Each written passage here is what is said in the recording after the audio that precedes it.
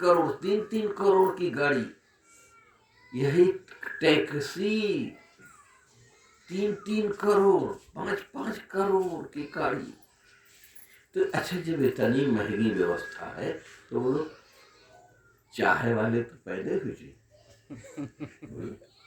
जब करोड़ों रुपया बोरा का बोरा आ रहा है तो ले वाले तो पैदे हुए जी। तो कहने का मतलब ये है, इन आश्रमों की लग्जरी व्यवस्था जो है ना, लग्जरी माने बेहतरीन से बेहतरीन 5 सितारा होटल जैसी व्यवस्था वहां है भाई। एसी में रहते हैं बाबा जी। ये हम हर जगह किसी को बख्श नहीं रहे हैं, पूरे भारतवर्ष की कहानी, पूरे विदेशों की कहानी बता रहे हैं। और ये बाबा थोड़ा सा और चमत्कृत होते हैं तो ये विदेश की यात्रा पर भागते हैं। सारे लोग विदेश की यात्रा पर भाग रहे हैं। अब आपको एक उदाहरण बताएं। हमारे एक बड़े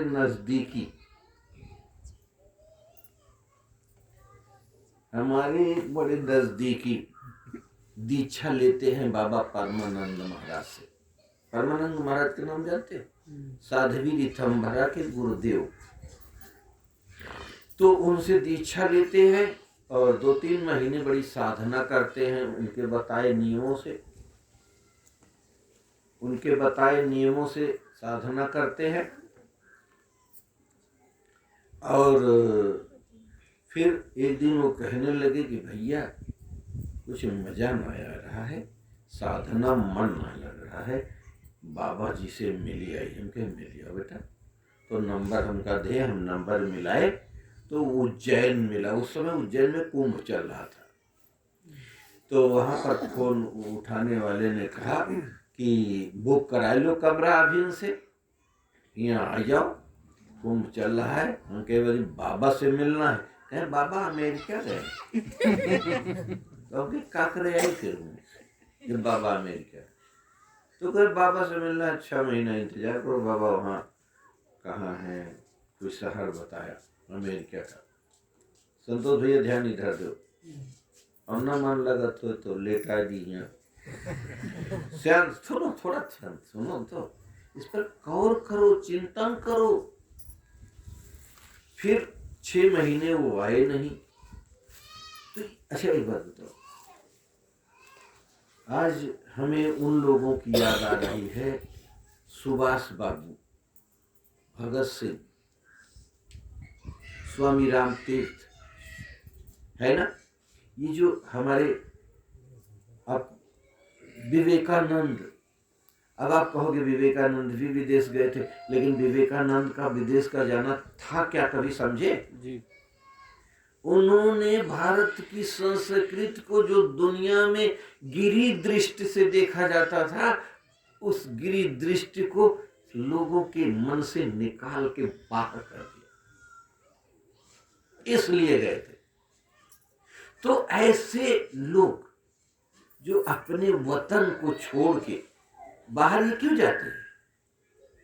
अच्छा एक बात बताओ, क्या बाहर के लोग हिंदुस्तान नहीं आ सकते? उनको दीक्षा लेना है तो ये बाबा खुद उड़े जा रहे हैं। काहे? टिकट आ जाता है, पूरी पार्टी के लिए पैसा आ जाता है, और डॉलर मिलते हैं, लाखों डॉलर इनको मिलते हैं। तो हमारे कहने का मतलब है, क्या ये देश प्रेमी हैं? क्या हिंदुस्तान के प्रति इनकी? अरे भाई एक बात बताओ, तुम अभी हिंदुस्तान में कोई सुधरे नहीं और तुम विदेश जा रहे हो? नहीं समझ पाए? अपने घर का संभाल नहीं पाए और ठेका ले लिया इस्माइलपुर के। तो हमारा कहना है, आखिर ये सब क्यों हो रहा है? इसका एक कारण है कि जो बेसिक चीज है, बेसिक, किंतु भैया बेसिक नहीं समझते हो क्या? अच्छा, प्राथमिक जो हमारी आज, और एक चीज बता दें, आज आप देख रहे हो हिंदुस्तान की जो प्राथमिक शिक्षा है स्कूलों की, बहुत ही जर्जर कमजोर। दिस पंडित जी, इस पे गौर करिए, सुनिए। आपको लग रहा होगा बताइए सत्संग में प्राथमिक शिक्षा कहाँ है? आज हमारी भारत की प्राथमिक शिक्षा जो है, जहां से नौनिहाल खिलते हैं, वहां जो लोग बैठे हैं उनका नौनिहालों से मतलब नहीं है वो खिले, उनको मतलब है एक तो हर दिन छुट्टी लेना चाहते हैं स्कूलों में।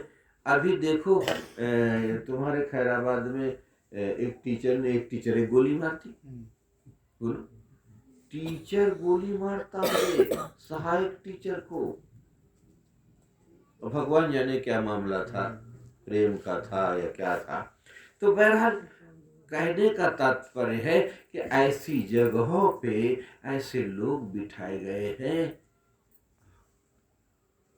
अब वो क्या, अब सब सरकार भी क्या करे, सरकार में भी वैसे लोग बैठे हैं। अब नेता, अब जैसे सारी चीजें, अब नेता जो बनना था वो विधायक कभी हो ही नहीं पाएगा। नेता कभी विधायक नहीं हो पाएगा, सांसद नहीं हो पाएगा, मंत्री नहीं हो पाएगा। जो जिनकी इमोटा का है बाजू, वो नेता बन जाता। तो कहने का मतलब है, अब हम दूर से लौट के वहीं आ जाते हैं, मानवीयता नष्ट हो गई है, मानवता नष्ट हो गई है। आज हमारे जो अग्रज हैं, ये साधु संत हैं, वो ई तो जरूर बताई हैं, का देखा, ऐसे बैठ जाओ, सांस ऊपर चढ़ाओ, सुषुम्ना से होते हुए यहाँ आज्ञा चक्र पर ध्यान लगाओ, ये जरूर होते हैं। लेकिन ये नहीं बताएंगे इंसानियत जब तक नहीं पैदा करोगे, बिना इंसानियत के पैदा किए हुए कोई भी आध्यात्मिक महल उस व्यक्ति पर खड़ा ही नहीं हो सकता। नहीं समझे? बिना इंसानियत, बिना मनुष्यता के, जो मनुष्यता के पाठ है, बोलो, जो मनुष्यता के लक्षण हैं, इनको भैया जहां जगह पाओ बैठ जा, जब है ज्यादा हल्ला न मचाओ, गंभीर विषय चल रहा है।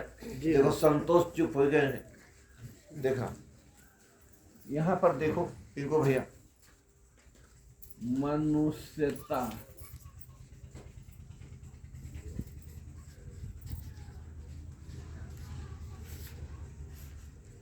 के जो लक्षण हैं, मनुष्यता के जो लक्षण है जी, क्या है? पहले तो चला संतोष ही धर दे, तुम वही संतोष। अगर मनुष्य के अंदर संतोष ना हो तो वो मनुष्य हो ही नहीं सकता। ठीक? प्रेम, क्षमा, धैर्य और क्या हो? सहनशीलता, दया, करुणा, ठीक, आदि। ये जो इंसान के लक्षण हैं, अगर तुम्हारे अंदर हैं तो तुम इंसान कहलाने के अधिकारी हो। अगर नहीं है तो तुम मनुष्य, देखो शरीर तो मनुष्य का है लेकिन तुम मनुष्य हो नहीं। और कभी कभी हम ये देखते हैं, जब दो तीन लोग लड़ते रहते हैं तो मैं बीच में गया, भाई क्यों लड़ते हो? अरे भैया जी, हम कहे यार इंसान हो क्यों लड़ते हो? अरे इंसान, ये इंसान है भैया, ये इंसान, अरे इंसान के भेष में राक्षस है, राक्षस है। हम कहे यार राक्षस तो लगता नहीं, न सींग है न बड़े दांत है, अरे इसके अंदर बैठा है। तो ये जो राक्षस है जब इंसान के अंदर बैठ जाता है तो इंसानियत गायब हो जाती है, प्रेम खत्म हो जाता है, दया खत्म हो जाती है, क्षमा खत्म हो जाती है, करुणा खत्म हो जाती है, सहनशीलता खत्म हो जाती है। जब ये चीजें खत्म हो जाती है तो ये बताओ तुम ईश्वर तक की यात्रा कैसे कर सकते हो? बोल बोल। देखिए यहाँ पर ध्यान देना, नर से नारायण की यात्रा। अब यहाँ देखिए ये जो इंसानियत के गुण हैं, ये भगवान ने, ईश्वर ने अपने गुणों की एक एक बूंद तुम्हें गिफ्ट स्वरूप दिया, तब संसार में भेजा। नहीं समझे? संतोष मतलब संतोष की एक बूंद, प्रेम की एक बूंद, क्षमा की एक बूंद, धैर्य की एक बूंद, सहनशीलता की एक बूंद, दया की एक बूंद, करुणा की एक बूंद। ये एक बूंद, तुम मनुष्य हो ना, तुम ईश्वर के ही अंश हो, तुम अलग कोई नहीं हो, तुम ईश्वर के अंश हो। और ईश्वर क्या है? वो इन्हीं समूहों का सागर है, समंदर है जी। नहीं समझे भाई? जी। बहुत ध्यान से सुनना, मजा आएगा। तुम बूंद हो और वो सागर है। तो अब कहां से देखे, जब तुम साधना शुरू करते हो, देखो कैसे कैसे विज्ञान यहां काम कर रहा है पिंकू भैया। जब तुम साधना शुरू करते हो तो ये जो बूंद है उस नारायण रूपी सागर से एक एक वाष्प खींच के अपने गुणों को बढ़ाती चली जाती। नहीं समझे? ओहो, आप याद रखिए, जैसे आपने एक कछुआ होता है जो पानी में रहता है, अंडे बाहर देता है, सुना है? देखो भैया ना, सुने हो? वो पानी में रहकर उन जो अंडे हैं उनको सेता है। तुम्हें यहाँ क्या कहा था? हम थोड़ा पूरबिया भाषा बोली है, सेता सेवा करता है, मतलब ध्यान के द्वारा उनको पोसता है। बोलो भाई, संतोष, ज्ञानचंद, विजय बहादुर, बोलो कन्हैया, हाँ समझ रहे हो? पोसता है। उसी तरह से जब तुम ईश्वर का ध्यान करते हो तो वो कण कण में फैला हुआ परमात्मा वहीं से अपने वाष्प को तुम्हारे बूंद में शामिल करता जाता। एक दिन में नहीं बेटा, समय लगेगा, एक दिन में नहीं, धीरे धीरे वो तुम्हारी जो दया की बूंद थी वो धीरे धीरे धीरे धीरे साधना होते हुए एक दिन नर से तुम नारायण तक जा पहुंचोगे। भगवान ने स्वयं कहा था कि हमने मनुष्य को अपनी तरह बिल्कुल बनाया, बस वो बूंद है और मैं सागर हूं, अंतर कोई नहीं। केमिकल विश्लेषण अगर उसका किया जाए बूंद का, वही वही वही ईश्वर का है केमिकल। एक पर्वत, नमक का बहुत बड़ा पर्वत से एक नमक की रोड़ी लाके अगर उसका केमिकल विश्लेषण किया जाए और अपने घर के नमक से थोड़ा केमिकल विश्लेषण करोगे, दोनों क्या अलग होंगे? नहीं, एक ही होगा, मात्रा कम ज्यादा। मतलब जो तुम्हारा डीएनए है वही ईश्वर का डीएनए है, तुम ईश्वर से अलग नहीं हो। लेकिन गड़बड़ी कहाँ आ रही है? गड़बड़ी कहाँ आ रही है? जब तुम ये शब्द कहते हो, बताइए कि चल मैं इच्छा कहते फसरी लगा ली, तो उस समय परमात्मा सोच में पड़ जाता है। जन्म जन्म लोग तपस्या करते हैं, जन्म जन्म मांग करते हैं, 84 लाख योनियों में भ्रमण करते हुए जीवात्मा त्राहि त्राहि करती है कि है मेरे परमात्मा, मुझे एक बार मनुष्य बना दो। और मैंने उसे मनुष्य बना दिया और मनुष्य बनकर करा हम फसरी लगाई। जिए की इच्छा ना का है लक्ष्मी की अम्मा मैके चली गई। बोलो, उस समय परमात्मा कह रहा ओहो, हमने तुम्हें सब कुछ अपना, हमारा डीएनए तेरा डीएनए एक है, तो आखिर गड़बड़ी कहाँ हो रही? गड़बड़ी हो रही क्या? असल में हमारे समाज में और यहाँ तक कि हमारे माता पिता भी जिम्मेदार हैं। हम सबको आज लेंगे घसीटे में, हमारे माता पिता भी जिम्मेदार हैं।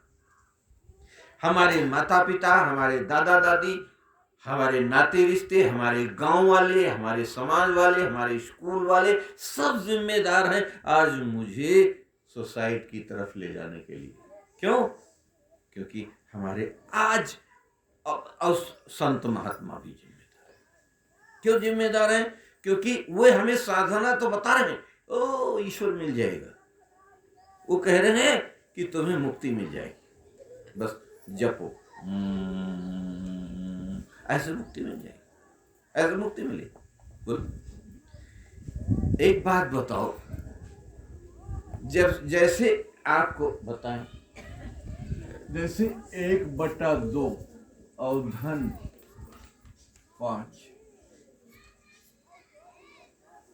इसको जोड़ने के लिए पिंकू भैया क्या करना पड़ेगा? ज्ञानचंद बोलो, क्या करना पड़ेगा?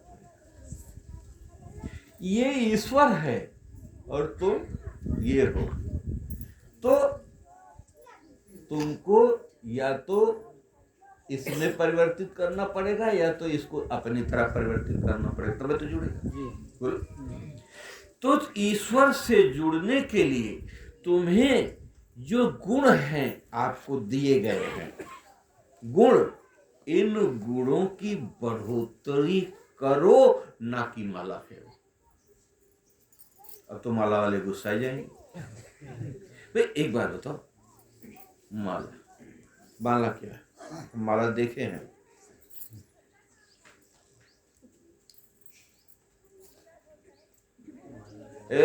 बहुत सूखा जा रहा है भैया, अब बताइए पंपिंग सेट लेके चला जा, राम सिंह से कह दे डीजल ले आवे और डाल दे भैया सीज। और हम बताइए सब खेत बर्बाद हो रहा, गैया वैया घुसी जा रही, तुम लोग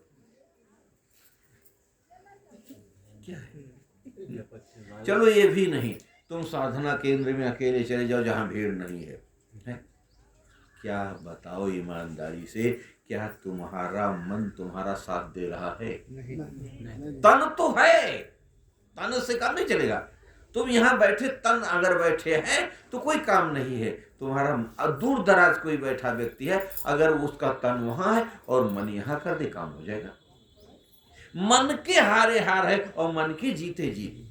जब तक मन नहीं काम करेगा तब तक, क्योंकि मन क्या है? इंद्रियों का राजा है। जितनी इंद्रियां हैं उनका बास कौन है? मन है। तो मन जो है, मन को संभालना है, और मन को संभालने के लिए शुरुआत कहां से करनी पड़ेगी? सबसे पहले तो आप पहले मनुष्यता लाने का प्रयास करें। मनुष्यता, हाँ, सारी ये बल संस्थाओं को भी देना पड़ेगा। लेकिन अगर हम ये बात लेके वहां जाएं किसी के पास, तो हमारा तो दूसरे दिन पता ही नहीं चलेगा कहां। तो मनुष्यता जब तक आप, और मनुष्यता जब तक आप में नहीं आएगी, कोई ये बताए हमने ईश्वर को देखा है? कोई बताए? कोई बताए? कोई साधना वाला? तुम कै साल से हो संतोष जी? कै साल से इस लाइन में हो? 20 साल, 25 साल, 30 साल? 20 साल बहुत देर न, ज्यादा नहीं होता है। तो 20 साल से हो। ये बताओ, अभी तो नहीं कहेंगे देखा ना होगा, अनुभव तो किया, लेकिन ये बताओ, क्या तुम्हारे, तुमको नहीं, चुनौती नहीं दे रहा हूं, अपने इर्द गिर्द देखो, क्या संतोष आया है, क्या प्रेम आया है, क्या एक विस्तार, व्यापकता। ईश्वर क्या कहता है? ईश्वर व्यापक है। बोल भाई जैनचंद, ईश्वर संकुचन है? ईश्वर संकुचित हो सकता है? नहीं हो सकता, क्योंकि ईश्वर के बारे में कहा जाता है। अब हम थोड़ा सहारा लेंगे, चिल्लाएंगे। प्रहलाद से पूछा गया, प्रहलाद से हिरण्यकश्यप ने पूछा कि ये तेरा जो परमात्मा है, ये जो विष्णु है, वो तो विष्णु हरि को मानते थे। उन्होंने पूछा ये जो तेरा परमात्मा है, ये जो विष्णु है, कहाँ है, कहाँ है? तो प्रहलाद ने कहा था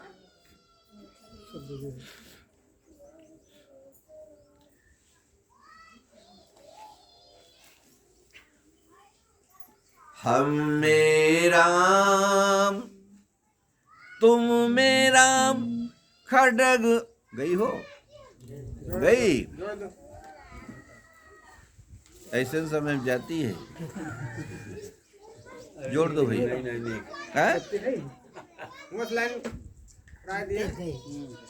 हाँ हटा दो ना, भौक हो जाए।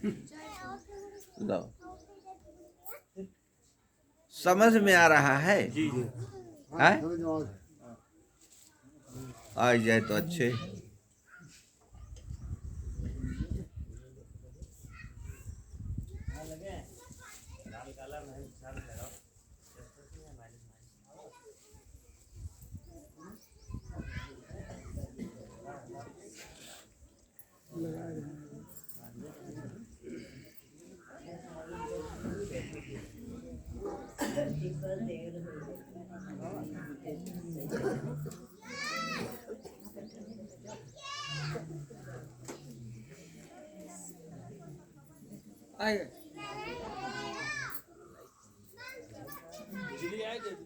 बिजली आई है, लेकिन उधर कहे तो ले देख ले, काहे कहाँ गड़बड़ी हो रही, जोड़ नहीं पा रहे हो कि तार की इधर को उधर कर रहे हो।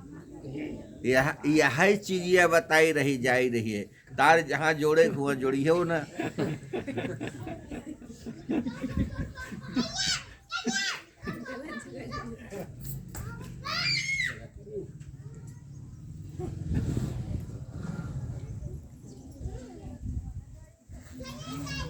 बिजली आई है?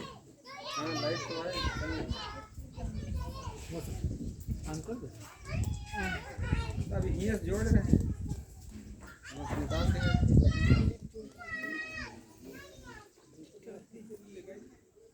बिजली फिर गई का? लाइट तो आई है, तो ये जोड़ो। कोई बल्ब फूट है नहीं तो फिर को जलाई दो तो मालूम तो रहा है बत्ती है। अब बैटरी जोड़ने हैं ना, भूल गए।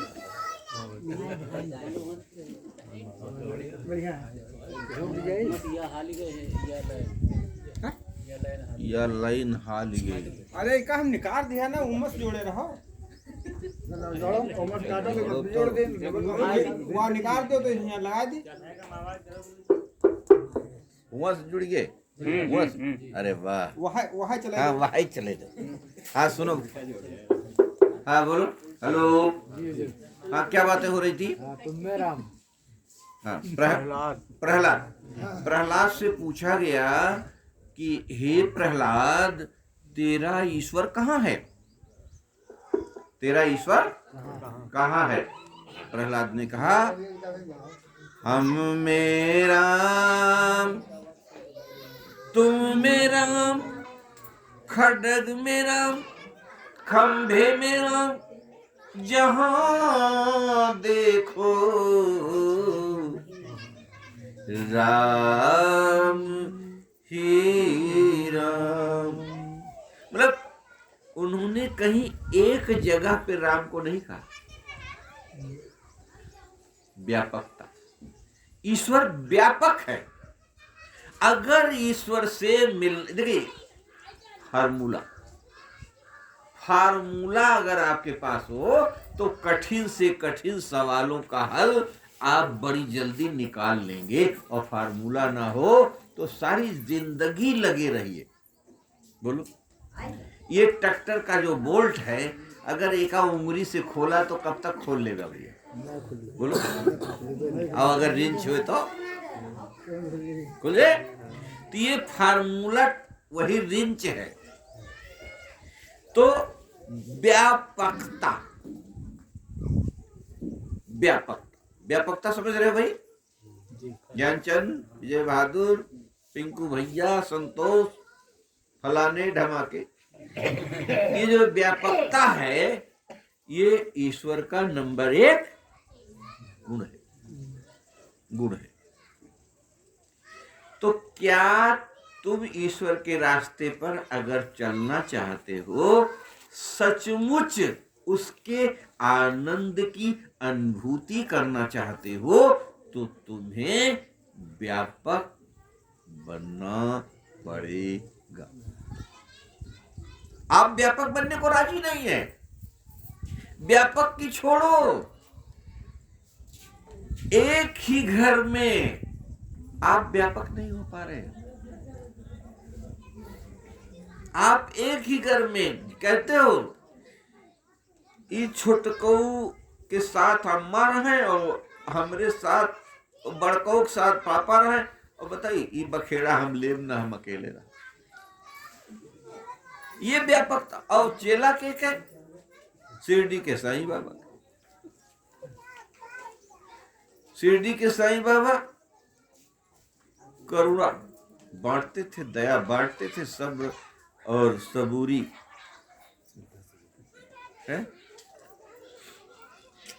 धैर्य का पाठ देते थे। लेकिन चेला क्या कह रहा, ये पिताजी जो है ना, ये रोज झगत है, तो छुटको संभारे, वो अभी नई उम्र के हैं। वो अम्मा कुछ बर्तन वर्तन धो लेती तो हमारे साथ रहे। ये है व्यापकता घर की।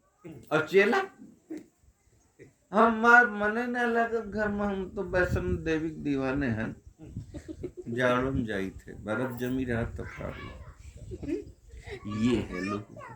तो अब देखिए फार्मूला रिंच क्या बोल रही है कि जब तक तुम्हारे हृदय में सर्वे भवंती नहीं होगा, वसुधैव कुटुंबकम नहीं होगा, तब तक आप ईश्वर को छू भी नहीं पाएंगे। हाँ, इसीलिए परमात्मा कहते हैं कि संत जो होते हैं वो मेरे स्वरूप होते हैं।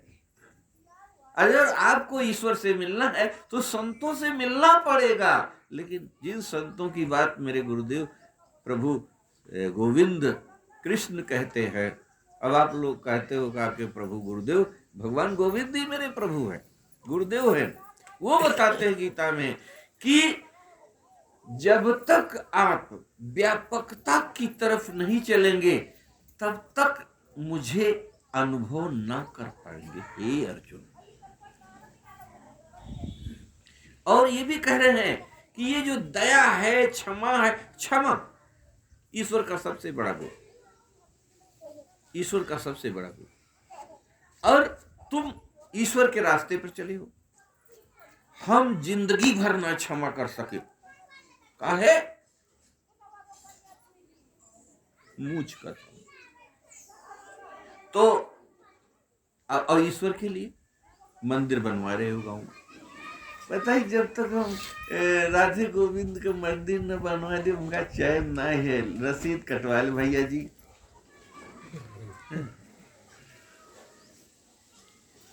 अभी एक जने मिले हैं मंदिर बनवा चाहे तो, हम क्या मंदिर बनेगा लेकिन पहले बुलाओ हमका, हुआ शर्त रख दिया। अब देखो बुलाओ, देखना। तो बात यह है कि जब तक व्यापकता नहीं होगी, मानवीयता नहीं होगी, धैर्य नहीं होगा, क्षमा नहीं, आप छोटी सी बात दिल में रख लेते हो और ईश्वर को पाना चाहते हो। बोलो, ईश्वर को पाना चाहते हो। और कोई भी आदमी हमें नहीं मिलता ऐसा जो अपने बात का धनी हो। बात का धनी भगवान राम से सीखिए, कैसे? लखनलाल की वो कौन लगा था, शक्तिवान लग गई थी, कोमा में पड़े थे, बेसुध पड़े थे, मूर्छित पड़े थे। श्री राम प्रभु रो रहे थे। लोग आए, कहने लगे महाराज प्रभु क्या पिता के लिए रो रहे हो या भाई के लिए रो रहे हो या जो दुल्हन चली गई ओकरे लिए रो रहे हो? तो राम प्रभु क्या कहते हैं, सीखो। वो कहते हैं न पिता के जाने का गम, न सीता के हरण का गम, और न लखन के जाने की कोई दिक्कत। आज मेरे आंखों से आंसू आ रहे हैं कि मैंने विभीषण को वचन दे दिया कि हे विभीषण हम तुम्हें लंका सौंप देंगे। और अगर आज लखन चला जाता है तो शायद मैं यहाँ से वापस चला जाऊंगा या हमारा आगे मिशन कैसे चलेगा, मैं बस विभीषण की वजह से चिंतित हूँ। आज आप बताइए क्या कोई अपने वचन के लिए जहाँ उसका भाई परेशान हो, मृत्यु की सैया पर लेटा हो, और जहाँ उसकी पत्नी अशोक वाटिका में कैद कर दी गई हो, और जहाँ इतना हो, क्या आप विभीषण के लिए रोगे?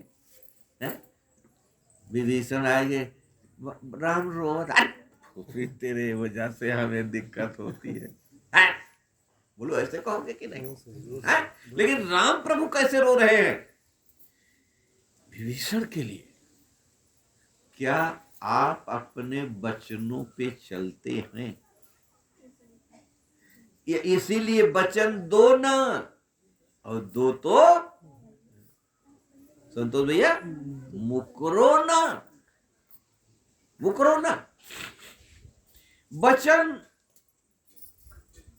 वचन क्या होते? वचन स्वयं परमात्मा है।